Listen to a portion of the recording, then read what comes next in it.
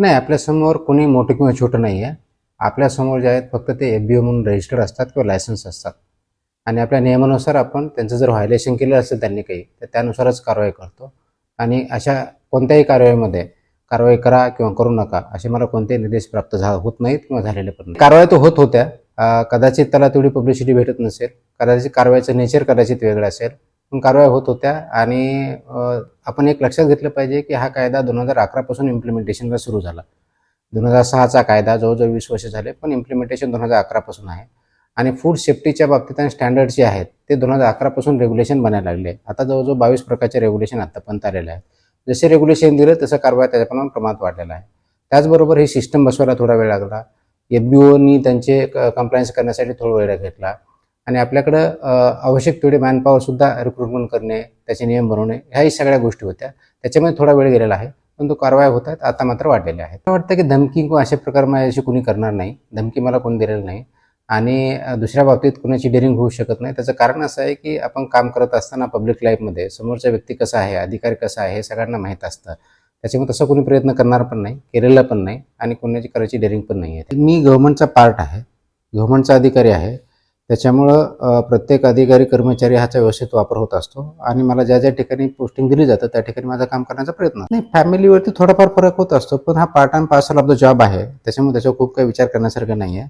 आणि अधिकार शासनाचा असल्यामुळे त्याच्यावरती कमेंट करणं योग्य पण नाही. कडक आहे का लवचिक आहे ह्याच्याबद्दल डिस्कशन होऊ शकतं.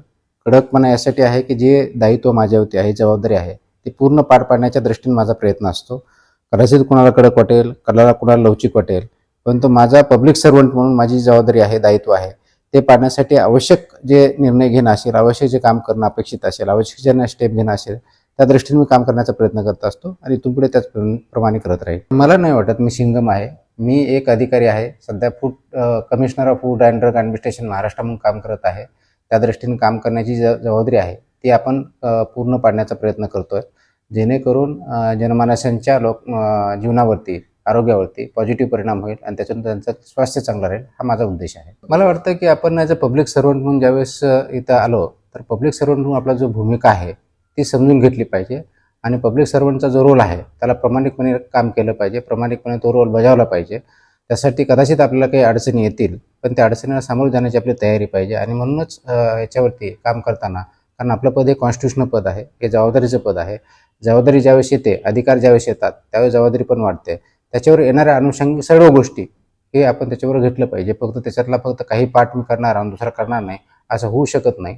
आणि म्हणून जे कोणी अधिकारी आहेत, जे कोणी पब्लिक सर्वंट आहे, जे सिव्हिल सर्वंट आहेत, यांनी आपली कॉन्स्टिट्युशनल ऑथॉरिटी जी आहे त्याच्याकडे बघितलं पाहिजे आणि आपला उद्देश पब्लिक सर्वंट म्हणून जो आहे तो परिपूर्णपणे पार पाडला पाहिजे. आपण त्याच्या प्रत्येकपणे आपण ज्या ऑर्डर्स असतात त्या एक्झामिन करतो. त्याच्यामध्ये आपण नियमानुसार काम करतो का हे परत आम्ही व्हेरीफाय करत असतो. प्रोसेसेस आहेत का ते करत असतो. ज्या ज्या ठिकाणी कोर्टाचे काही ॲडव्हर्स ऑर्डर येतात त्याच्यामध्ये लिगल ऑप्शन्स असतात ते आम्ही वापरतो आणि जर काही त्रुटी असेल ती कंप्लाय करतो. त्याच्यामुळे आतापर्यंत जेवढ्या आपण कारवाई केल्या त्या नियमानुसार केलेलं हे दिसतंय. ज्या ज्या ठिकाणी काही ऑब्झर्वेशन आहेत त्याच्यावरती लिगल ऑप्शन आम्हाला जे अधिकार आहेत त्याचा वापर करून पुढे जाणार. त्याच्यामध्ये 2 गोष्टी आहेत. एक होतं फार्मसीच्या बाबतीतलं, त्याच्यावरती आपण कारवाई केलेली आहे आणि पुढची कारवाई करण्यासाठी ज्यावेळेस आपण नोटीस देतो त्यांनी जर मुदत वाढली तर आपल्या जे ऑफिसर असतात त्यांना जर वाटलं की ते संयुक्तिक कारण असेल, पण ते नोटीसमध्ये कंप्लायन्स केल्यानंतर किंवा नाही कंप्लायन्स नंतर पुढची कारवाई होईल. कोर्टामध्ये नाही, ह्याच्यामध्ये वेगळ्या ठिकाणी असतात. त्याच्या अनसेफच्या बाबतीत आपण प्रॉसिक्युशन करतो, त्या पद्धतीने पुढे जातो. ॲडज्युडिकेशन काही केसेस असतात. आपण जर बघितलं तर जवळजवळ इम्प्रूव्हमेंट नोटिसेस 750-800च्या आसपास गेलेल्या आहेत. सस्पेन्शन 165-70-75 पर्यंत आता गेलेले आहेत. त्याच्यामुळे त्याच्या पुढच्या ज्या कारवाई ज्यांना जी अथॉरिटी त्याप्रमाणे करत असतो आणि कोर्टात ज्या केसेस सगळ्या प्रॉसिक्युशन त्या पण आपण करतो. नाही, याच्यामध्ये आम्हाला लूपहोल्स आतापर्यंत खूप काही सापडलेले नाही आहेत.